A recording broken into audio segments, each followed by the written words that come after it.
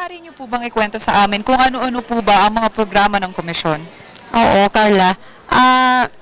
Nagagalak kaming ipaalam sa lahat na ang bagong pamunuan ng Komisyon sa Wikang Filipino ay masugid na naglulusad ngayon ng mga programa para patunayan na ang wikang pambansa ay tunay na pambansa, ay tunay na atin.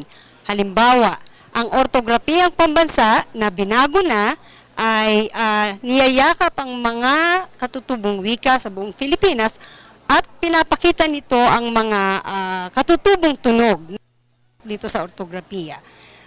May mga pagsasanay na rin na gagawin para sa mga guro dahil katrabaho natin ang DepEd dito para sa pagsulong ng ortografiyang pambansa sa sistemang pang-edukasyon.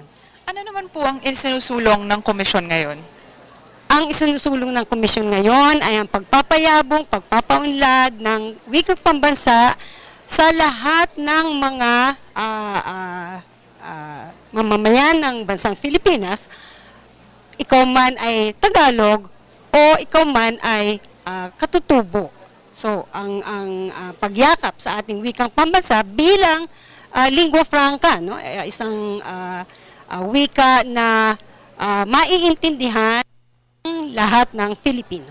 Ma'am, ngayon naman po, na-mention niyo po kanina yung DepEd. Ano naman masasabi niyo na ginagamit na ang mother tongue sa bagong sistema ng edukasyon ngayon? Oo. Katrabaho din kami dyan sa MTB-MLE programa ng DepEd.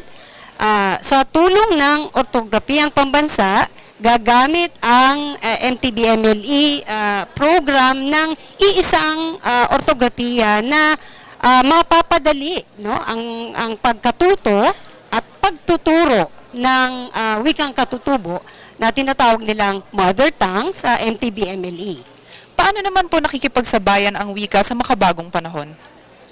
Isa na nga yan yung pagpasok ng mga 8 letra sa ating bagong ortografiya kung saan nandoon ang mga tunog, no, na hindi lamang bunsod ng panghihiram sa Espanyol at sa Ingles, kundi pagpasok na rin nitong mga tunog na ito, 8 sila, na katutubo. Yun ang nais naming ipagdiinan na may bago nga tayong mga letra sa ating alpabeto. Ito ay hindi lamang bunsod ng panghihiram sa mga banyagang wika, kundi ipinapasok namin ang mga katutubong tunog ng ating mga katutubong wika.